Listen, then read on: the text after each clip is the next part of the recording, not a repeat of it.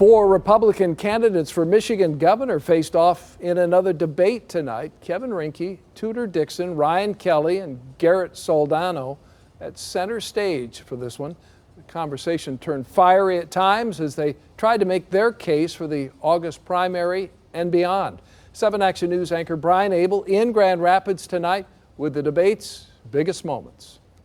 From inflation to Roe versus Wade to the 2020 election, 4 of the 5 remaining Republican candidates for governor debating their positions. And it became very clear throughout the evening who the field believes is the frontrunner.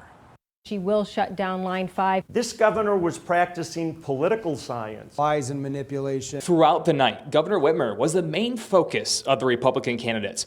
But at multiple points, they took aim at each other, namely Tudor Dixon. Are going to do what is necessary. You know, you have the establishment lining up behind you. That's to show your email today that you had 20 state legislators getting behind you. All of these same people got behind Tom Leonard. And he lost big time to Matt DePerno. And that's what's going to happen again this time. Mudslinging aside, big issues were debated.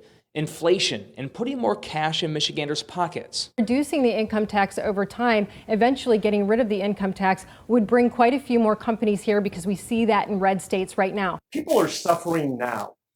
And taking our time to slowly reduce income taxes is like a slow death for the state of Michigan. All I'm hearing again is lip service, which I've been continually hearing over the past several months from a lot of these candidates on stage.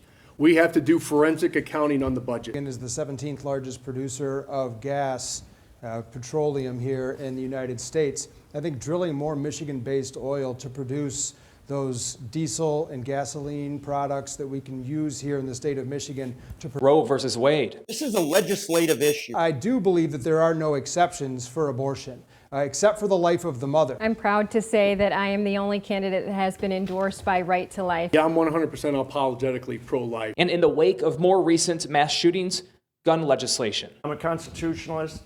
I support constitutional carry of weapons. You'll see that part of my 100-day plan is to bring constitutional carry to the state of Michigan. And we do not have a gun problem. If we had a gun problem, then the gun restrictions in New York and Illinois would have worked. We have a mental health issue in this country, and we have got to get a hold of that. We have got to make sure we have the beds available and that we are taking care of the people that need it the most.